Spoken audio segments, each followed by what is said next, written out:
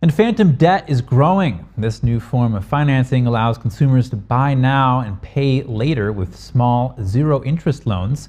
Companies like Klarna and Affirm offer these financial products to consumers, but the products have come under scrutiny because they're seen as ways for companies to skirt consumer finance regulations. I spoke with former chief economist at the Office of Management and Budget, Vance Ginn, about this emerging trend. Vance Ginn, thank you for joining us.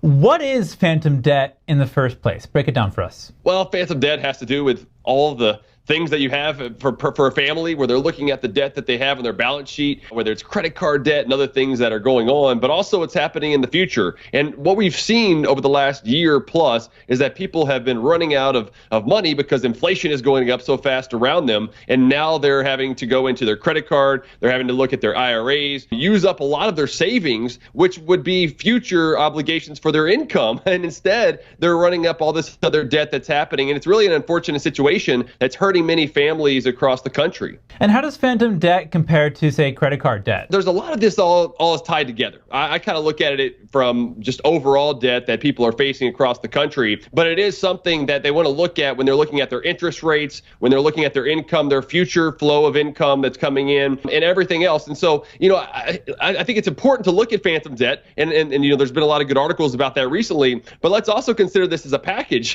that many people are facing some hard times when it comes to not only that phantom debt, but also the credit card debt, loan debt, mortgage debt, one thing after another that continues to pile up on their balance sheet. That's right. Now, Wells Fargo says that phantom debt is the fastest growing types of debt. What explains this rapid growth? Well, I think a lot of it has to do with just the higher cost of living that we have, with inflation still running around 3% year over year. And so that has led us to take on a lot of other debt that we're looking at. But it also means that, the cost of putting food on the table and other things have reached a maximum amount where people have to go into other sort of debt for their family. And it's an unfortunate scenario where whether Wells Fargo is looking at it or other financial companies. We should not be looking at what the federal government's doing, though, right? Because they keep running at massive debts in Congress and really focus on spending. The spending, your budget is really what you can control. So let's make sure that families, across the country are looking at that, whether it's the phantom debt or some of the credit card debt and other consumer debt that's out there. Now, you mentioned the government spending. How does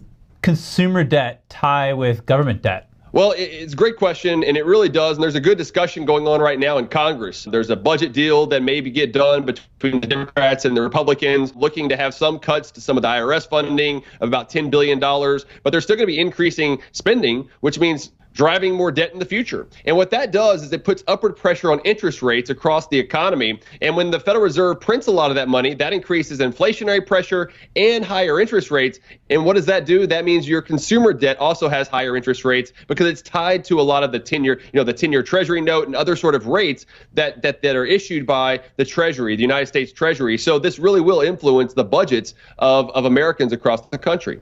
All right, Vance Ginn, thank you so much.